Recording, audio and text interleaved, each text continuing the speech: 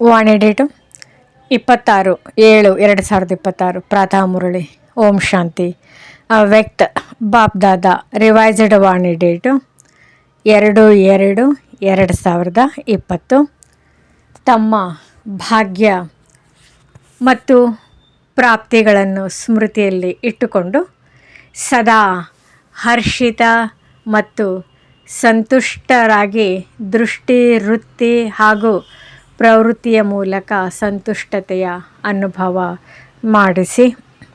ಈ ದಿನ ಬಾಬ್ದಾದ ಎಲ್ಲ ಮಕ್ಕಳನ್ನು ನೋಡಿ ಖುಷಿಯಾಗುತ್ತಿದ್ದಾರೆ. ಪ್ರತಿಯೊಬ್ಬ ಮಗು ಪರಮಾತ್ಮನ ಪ್ರೀತಿಯ ಮೂಲಕ ತಲುಪಿಬಿಟ್ಟಿದ್ದಾರೆ. ಅಂದಾಗ ಈ ದಿನ ಬಾಬ್ದಾದ ಪ್ರತಿಯೊಬ್ಬ ಮಗುವಿನ ಮಸ್ತಕದಲ್ಲಿ ಭಾಗ್ಯದ ರೇಖೆಯನ್ನು ನೋಡುತ್ತಿದ್ದಾರೆ. ಇಂತಹ ಭಾಗ್ಯ ಮತ್ತು ಇಷ್ಟು ದೊಡ್ಡ ಭಾಗ್ಯ ಇಡೀ ಕಲ್ಪದಲ್ಲಿ ಯಾರಿಗೂ ಪ್ರಾಪ್ತಿಯಾಗೋದಿಲ್ಲ. ಏಕೆಂದರೆ ತಮಗೆ ಭಾಗ್ಯ ಕೊಡುವವರು ಸ್ವಯಂ ಭಾಗ್ಯವಿಧಾತ ಆಗಿದ್ದಾರೆ. ಪ್ರತಿಯೊಬ್ಬರ ಮಸ್ತಕದಲ್ಲಿ ಮೊದಲು ಹೊಳೆಯುತ್ತಿರುವ ನಕ್ಷತ್ರದ ಭಾಗ್ಯ ಹೊಳೆಯುತ್ತಿದೆ. ಮುಖದಲ್ಲಿ ಮಧುರವಾಣಿಯ ರೇಖೆ ಹೊಳೆಯುತ್ತಿದೆ. ತುಟಿಯ ಮೇಲೆ ಮಧುರ ಮುಗುಳ್ನಗೆಯ ರೇಖೆ ಹೊಳೆಯುತ್ತಿದೆ. ಹೃದಯದಲ್ಲಿ ಹೃದಯ ರಾಮ ತಂದೆಯ ಲವಲೀನ ರೇಖೆ ಹೊಳೆಯುತ್ತಿದೆ. ಕೈಗಳಲ್ಲಿ ಸರ್ವ ಖಜಾನೆಗಳ ಶ್ರೇಷ್ಠತೆಯ ರೇಖೆ ಹೊಳೆಯುತ್ತಿದೆ. ಪಾದಗಳಲ್ಲಿ ಪ್ರತಿಯೊಂದು ಹೆಜ್ಜೆಯಲ್ಲಿ ಪದಮದ ರೇಖೆ ಹೊಳೆಯುತ್ತಿದೆ. ಈಗ ಯೋಚನೆ ಮಾಡಿ, ಇಂತಹ ಭಾಗ್ಯ ಯಾರ್ದಾದರೂ ಇತ್ತೇನೋ? ಆದ್ದರಿಂದ ತಮ್ಮ ನೆನಪಾರ್ಥ ಚಿತ್ರಗಳ ಭಾಗ್ಯವು ಸಹ ವರ್ಣನೆ ಆಗುತ್ತಿರುತ್ತದೆ. ಮತ್ತು ಈ ಭಾಗ್ಯವನ್ನು ಸ್ವಯಂ ಭಾಗ್ಯವಿಧಾತ ತಂದೆ ಪ್ರತಿಯೊಬ್ಬ ಮಗುವಿನದ್ದು ಮಾಡಿದ್ದಾರೆ. ಬಾಬ್ದಾದ ಪ್ರತಿಯೊಬ್ಬ ಮಗುವಿನ ಭಾಗ್ಯವನ್ನು ನೋಡಿ ಪ್ರತಿಯೊಬ್ಬರಿಗೆ ಶುಭಾಶಯಗಳನ್ನು ನೀಡುತ್ತಿದ್ದಾರೆ. ವಾಹ ಮಕ್ಕಳೇ, ವಾಹ. ಮತ್ತು ಈ ಭಾಗ್ಯ ಸಂಗಮ ಯುಗದಲ್ಲಿಯೇ ಸಿಗುತ್ತದೆ ಮತ್ತು ನಡೆಯುತ್ತದೆ.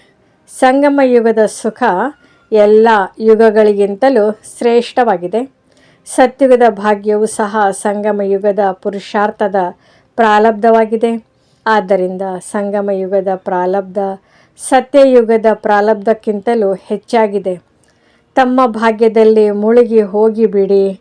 ಏನೇ ಆಗುತ್ತಿರಲಿ, ತಮ್ಮ ಭಾಗ್ಯವನ್ನು ಸ್ಮೃತಿಯಲ್ಲಿ ಬಂದಾಗ ಯಾವುದು ಬರುತ್ತದೆ? ವಾಹ ನನ್ನ ಭಾಗ್ಯ. ಏಕೆಂದರೆ ಸ್ವಯಂ ಭಾಗ್ಯವಿಧಾತ ತಮ್ಮ ತಂದೆಯಾಗಿದ್ದಾರೆ.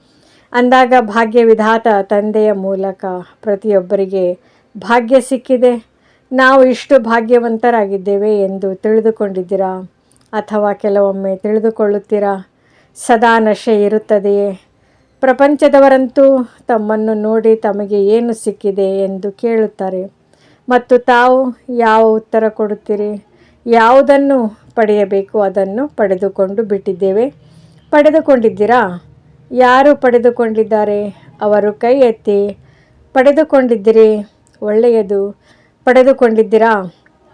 ಯಾವುದೇ ಅಪ್ರಾಪ್ತಿ ವಸ್ತು ಇಲ್ಲವೇ ಇಲ್ಲ ಎಂದು ನಶೆಯಿಂದ ಹೇಳುತ್ತೀರಿ. ನಶೆ ಇದೆಯಲ್ಲವೇ? ಮತ್ತು ನಶೆ ಹೇಗೆ ಸಿಕ್ಕಿದೆ? ಕೇವಲ ತಂದೆಯನ್ನು ತಿಳಿದುಕೊಂಡಿದ್ದೀರಿ, ಒಪ್ಪಿಕೊಂಡಿದ್ದೀರಿ. ತಮ್ಮವರನ್ನಾಗಿ ಮಾಡಿಕೊಂಡಾಗ ಭಾಗ್ಯ ಸಿಗುತ್ತದೆ. ಈ ಭಾಗ್ಯವನ್ನು ಎಷ್ಟು ಸ್ಮೃತಿಯಲ್ಲಿಟ್ಟುಕೊಳ್ಳುತ್ತೀರಿ ಅಷ್ಟು ಹರ್ಷಿತರಾಗುತ್ತೀರಿ. ಭಾಗ್ಯವಂತರ ಚೆಹರೆ ಸದಾ ಹರ್ಷಿತವಾಗಿರುತ್ತದೆ. ಆಗಿರುತ್ತದೆ ಅಲ್ಲ, ಇರುತ್ತದೆ. ಅವರ ದೃಷ್ಟಿ, ಅವರ ವೃತ್ತಿ ಮತ್ತು ಅವರ ಪ್ರವೃತ್ತಿ ಸದಾ ಸಂತುಷ್ಟ ಆತ್ಮರಾಗಿ ಸ್ವಯಂ ಸಹ ಸಂತುಷ್ಟವಾಗಿರುತ್ತಾರೆ ಮತ್ತು ಅನ್ಯರನ್ನು ಸಹ ಸಂತುಷ್ಟರನ್ನಾಗಿ ಮಾಡುತ್ತಾರೆ.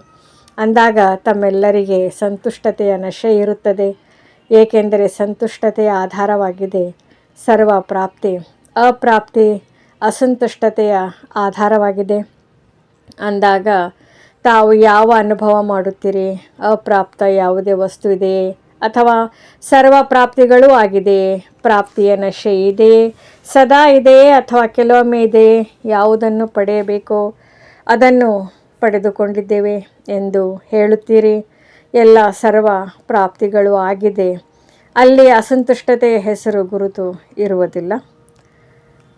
ಅಂದಾಗ ಬಾಬ್ದಾದ ಇಂದು ದೇಶ ವಿದೇಶ ಎಷ್ಟು ದೇಶಗಳಿಂದ ಬಂದು ಸೇರಿದ್ದಾರೆ. ಆದರೆ ಎಲ್ಲರಿಗಿಂತ ದೂರದಿಂದ ಬರುವವರು ಯಾರಾಗಿದ್ದಾರೆ? ಅಮೇರಿಕಾದವರು ದೂರದಿಂದ ಬಂದಿದ್ದಾರೆಯೇ?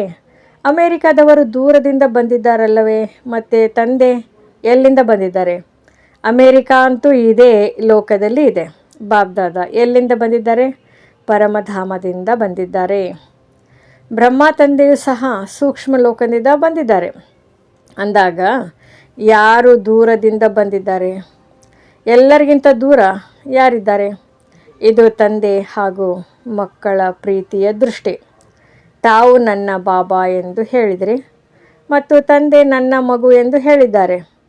ಕೇವಲ ಒಬ್ಬರನ್ನು ತಿಳಿದುಕೊಳ್ಳುವುದರಿಂದ ಎಷ್ಟು ಆಸ್ತಿ ಸಿಗುತ್ತದೆ? ಪ್ರಪಂಚದವರು ಸುಖಕ್ಕಾಗಿ, ಶಾಂತಿಗಾಗಿ, ಎಲ್ಲಿ ಶಾಂತಿ ಸಿಗುತ್ತದೆ, ಎಲ್ಲಿ ಸುಖ ಸಿಗುತ್ತದೆ ಎಂದು ಹುಡುಕುತ್ತಿದ್ದಾರೆ ಮತ್ತು ತಮ್ಮ ಜೀವನವೇ ಸುಖ, ಶಾಂತಿ, ಸಂಪನ್ನವಾಗಿದೆ. ಈಗ ಬಾಬ್ದಾದರವರು ಹೇಳುತ್ತಾರೆ, ಕೇಳುತ್ತಾರೆ, ಬಾಬ್ದಾದ ಏನು ಬಯಸುತ್ತಾರೆ? ಬಾಬ್ದಾದ ಪ್ರತಿಯೊಬ್ಬ ಮಗುವಿನಿಂದ ಇದನ್ನೇ ಬಯಸುತ್ತಾರೆ. ಪ್ರತಿಯೊಬ್ಬ ಮಗು ಸದಾ ಸ್ವರಾಜ್ಯ ಅಧಿಕಾರಿ ಆಗಿರಲಿ. ಕೆಲವೊಮ್ಮೆ ಅಲ್ಲ, ಏಕೆಂದರೆ ಈಗಿನ ಸ್ವರಾಜ್ಯಾಧಿಕಾರದ ವರದಾನ ತಂದೆ ಈ ಸಂಗಮ ಯುಗಕ್ಕಾಗಿ ಪೂರ್ತಿ ಕೊಟ್ಟು ಬಿಟ್ಟಿದ್ದಾರೆ. ಸ್ವಲ್ಪ ಅಲ್ಲ, ಕೆಲವೊಮ್ಮೆ ಆಗುವವರಲ್ಲ, ಸದಾ ಆಗಬೇಕು. ಯೋಚನೆ ಮಾಡಿ, ಸದಾ ಕಾಲಕ್ಕಾಗಿ ಸ್ವರಾಜ್ಯಾಧಿಕಾರಿ ಆಗಿರುತ್ತೀರಾ? ಏಕೆಂದರೆ ಬಾಬ್ದಾದ ತಿಳಿಸಿದರು, ಈ ಎಲ್ಲ ಕರ್ಮೇಂದ್ರಿಯಗಳಿಗೆ, ಮನಸ್ಸು, ಬುದ್ಧಿ, ಸಂಸ್ಕಾರಕ್ಕೂ ಮಾಲೀಕರಾಗಿದ್ದೀರಿ. ಎಲ್ಲದಕ್ಕೆ ನನ್ನದು ಎಂಬ ಶಬ್ದವನ್ನು ಹೇಳುತ್ತೀರಿ. ನಾನು ಎಂದು ಹೇಳುವುದಿಲ್ಲ, ನನ್ನದು ಎಂದು ಹೇಳುತ್ತೀರಿ. ಮನಸ್ಸು, ಬುದ್ಧಿ, ಸಂಸ್ಕಾರ ನನ್ನದು ಅಂದಾಗ ನನ್ನದರ ಮೇಲೆ ಸದಾ ಅಧಿಕಾರ ಇರುತ್ತದೆ. ಈ ರೀತಿ ಮನಸ್ಸು, ಬುದ್ಧಿ, ಸಂಸ್ಕಾರದ ಮೇಲೆ ಪೂರ್ತಿ ಅಧಿಕಾರ ಇರಬೇಕು. ಇದಕ್ಕೆ ಸ್ವರಾಜ್ಯಾಧಿಕಾರಿ ಎಂದು ಹೇಳಲಾಗುತ್ತದೆ. ಏನು ಆರ್ಡರ್ ಮಾಡುತ್ತೀರಿ ಅದರನುಸಾರವಾಗಿ ಈ ಕಾರ್ಯವನ್ನು ಮಾಡಲು ನಿಮಿತ್ತರಾಗಿದ್ದೀರಿ.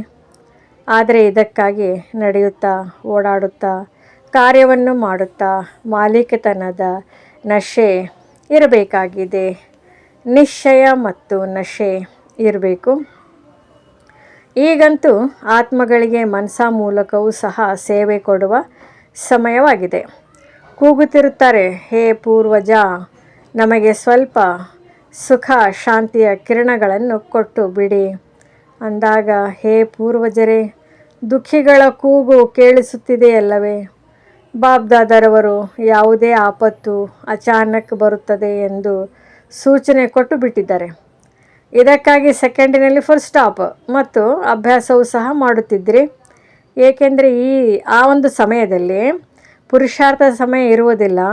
ಅಭ್ಯಾಸ ಮಾಡಿ ಫುಲ್ ಸ್ಟಾಪ್ ಹಾಕಿದರೆ ಆಶ್ಚರ್ಯ ಆಗುತ್ತದೆ. ಆದ್ದರಿಂದ ಈಗ ಪುರುಷಾರ್ಥದ ಸಮಯ ಸಿಕ್ಕಿದೆ. ಆ ಸಮಯ ಪ್ರಾಕ್ಟಿಕಲ್ ಮಾಡುವ ಸಮಯವಾಗಿದೆ. ಅಂದಾಗ ಈಗಿನಿಂದ ಅಭ್ಯಾಸವಂತೂ ಮಾಡುತ್ತಿದ್ದೀರಿ. ಬಾಬ್ದಾದ ರಿಸಲ್ಟ್ ನೋಡುತ್ತಾರೆ, ಅಟೆನ್ಷನ್ನಲ್ಲಿ ಇದ್ದಾರೆ. ಇಡಬೇಕಾಗಿರುವುದು ಸಹ ಕೇವಲ ಬಿಂದು ಅಟೆನ್ಷನ್ ಕೊಡಬೇಕು. ಬಾಬ್ದಾದ ವಿಶೇಷವಾಗಿ ಮಕ್ಕಳಿಗೆ ಕೊಡುಗೆ ಕೊಡುತ್ತಾರೆ. ಮಕ್ಕಳೇ, ನಾನು ಸದಾ ನಿಮ್ಮ ಜೊತೆ ಇದ್ದೇನೆ. ತಂದೆ ಹೇಳಿದ್ದಾರೆ ಮತ್ತು ಮಕ್ಕಳಿಗಾಗಿ ತಂದೆ ಸದಾ ಹಾಜರಾಗಿರುತ್ತಾರೆ. ಹಜೂರ್ ಹಾಜರಾಗಿದ್ದಾರೆ ಎಂದು ಹೇಳಲಾಗುತ್ತದೆ. ಸರ್ವವ್ಯಾಪಿ ಅಲ್ಲ, ಆದರೆ ಮಕ್ಕಳ ಮುಂದೆ ಹಜೂರ್ ಹಾಜರಾಗುತ್ತಾರೆ. ಅಂದಾಗ ಸದಾ ವಿಜಯಿ ಆಗಬೇಕು. ಎಲ್ಲಿ ಭಗವಂತ ಜೊತೆ ಇರುತ್ತಾರೆ ಅಲ್ಲಿ ವಿಜಯಿ ಆಗುವುದು ಏಕೆ ಕಷ್ಟವಾಗುತ್ತದೆ? ವಿಜಯ ತಮ್ಮ ಜನ್ಮಸಿದ್ಧ ಅಧಿಕಾರವಾಗಿದೆ. ಕೇವಲ ನನ್ನ ಬಾಬಾ ಅಂದಾಗ ವಿಜಯಿ ಆಗಿಯೇ ಆಗುತ್ತೀರಿ. ಆದ್ದರಿಂದ ಸದಾ ವಿಜಯಿ ಆಗಬೇಕು. ಯಾರು ನೆನಪಿನಲ್ಲಿ ಇರುತ್ತಾರೆ ಅವರಿಗಾಗಿ ಅತೀ ಸಹಜ ಆಗಿದೆ, ಕಷ್ಟ ಆಗುವುದಿಲ್ಲ. ಎಲ್ಲಿ ಭಗವಂತ ಇರುತ್ತಾರೆ ಅಲ್ಲಿ ವಿಜಯ ಖಂಡಿತ ಇದ್ದೇ ಇರುತ್ತದೆ. ಅಂದಾಗ ಈ ದಿನ ಬಾಬ್ದಾದ ಎಲ್ಲ ಮಕ್ಕಳನ್ನು ನೋಡಿ ಖುಷಿಯಾಗುತ್ತಿದ್ದಾರೆ. ಎಷ್ಟು ಸ್ನೇಹದಿಂದ, ಯಾವ ಸಾಧನೆಯ ಮೂಲಕ ಬಂದಿದ್ದೀರಿ? ಟ್ರೈನ್ನಲ್ಲಿ ಬಂದಿದ್ದೀರೋ ಅಥವಾ ಪ್ಲೇನಲ್ಲಿ ಬಂದಿದ್ದೀರೋ? ಶರೀರದ ಮೂಲಕ ತಲುಪಿದ್ದೀರಿ. ಆದರೆ ಹೃದಯದ ಪ್ರೀತಿ ತಮ್ಮನ್ನು ಇಲ್ಲಿಗೆ ಕರೆದುಕೊಂಡು ಬಂದಿದೆ. ಸಾಹಸ ತಮ್ಮದು, ಸಹಯೋಗ ತಂದೆಯದು. ಈಗ ಬಾಬ್ದಾದ ಇದನ್ನೇ ಬಯಸುತ್ತಾರೆ. ಪ್ರತಿಯೊಬ್ಬ ಮಗು ಪ್ರತಿಯೊಂದು ಕರ್ಮದಲ್ಲಿ ತಮ್ಮ ಸ್ವರಾಜ್ಯದ ಸೀಟಿನಲ್ಲಿ ಸ್ಥಿತರಾಗಲಿ. ಒಳ್ಳೆಯದು. ಈ ದಿನ ಮೊದಲನೇ ಬಾರಿ ಬಂದಿದ್ದಾರೆ. ಯಾರು ಮೊದಲನೇ ಬಾರಿ ಬಂದಿದ್ದಾರೋ ಅವರು ಕೈ ಎತ್ತಿ. ಎದ್ದು ನಿಲ್ಲಿ. ಬಹಳ ಇದ್ದಾರೆ. ಒಳ್ಳೆಯದು. ಹೇಗೆ ಮೊದಲನೇ ಬಾರಿ ಬಂದಿದ್ದೀರಿ ಅದೇ ರೀತಿ ಮೊದಲನೇ ನಂಬರ್ನಲ್ಲಿ ಹೋಗಬೇಕಲ್ಲವೇ? ಯಾರು ಧೈರ್ಯವನ್ನು ಇಟ್ಟುಕೊಳ್ಳುತ್ತಾರೆ ಅವರಿಗೆ ಬಾಬ್ದಾದರವರ ಸಹಯೋಗ ಸಿಗುತ್ತದೆ. ಮತ್ತು ಧೈರ್ಯದಿಂದ ಎಷ್ಟು ಮುಂದುವರಿಯಲು ಬಯಸುತ್ತೀರಿ ಅಷ್ಟು ಅವಕಾಶವಿದೆ. ಏಕೆಂದರೆ ಟೂ ಲೇಟ್ ಬೋರ್ಡ್ ಇನ್ನೂ ಹಾಕಿಲ್ಲ. ನೆನಪಿನಲ್ಲಿ ಇರಿ ಮತ್ತು ಏನು ಪ್ರಾಪ್ತಿಯಾಗಿದೆ. ಆದ್ದರಿಂದ ಅನ್ಯರ ಸೇವೆ ಮಾಡಿ. ಎಷ್ಟು ಸೇವೆ ಮಾಡುತ್ತೀರಿ ಅಷ್ಟು ಆಶೀರ್ವಾದಗಳು ಸಿಗುತ್ತದೆ ಮತ್ತು ಆ ಆಶೀರ್ವಾದಗಳು ತಮ್ಮನ್ನು ಮುಂದುವರಿಸುತ್ತದೆ. ಸಂದೇಶವನ್ನು ಕೊಡುತ್ತಾ ಹೋಗಿ. ಬಾಕಿ ಪ್ರತಿಯೊಬ್ಬರ ಅದೃಷ್ಟ. ಆದರೆ ತಾವು ಸಂದೇಶ ಕೊಟ್ಟು ಬಿಡಿ. ತಮ್ಮ ಪುಣ್ಯವನ್ನು ಜಮಾ ಮಾಡಿಕೊಳ್ಳುತ್ತೀರಿ. ಪುಣ್ಯ ತಮ್ಮನ್ನು ಮುಂದುವರಿಸುತ್ತಿರುತ್ತದೆ. ಒಳ್ಳೆಯದು. ಓಂ ಶಾಂತಿ. ಓಂ ನಮಃ ಶಿವಾಯ. ನಮ್ಮ ಚಾನೆಲ್ ವಿಡಿಯೋಗಳ ಹೆಚ್ಚಿನ ಮಾಹಿತಿಗಾಗಿ ಸಬ್ಸ್ಕ್ರೈಬ್ ಬಟನ್ಗೆ ಕ್ಲಿಕ್ ಮಾಡಿ ನಮ್ಮ ಚಾನೆಲ್ಗೆ ಸಬ್ಸ್ಕ್ರೈಬ್ ಮಾಡಿ. ಈ ವಿಡಿಯೋ ಇಷ್ಟವಾದಲ್ಲಿ ಲೈಕ್ ಮಾಡಿ, ಶೇರ್ ಮಾಡಿ ಹಾಗೂ ಕಮೆಂಟ್ ಮಾಡಿ.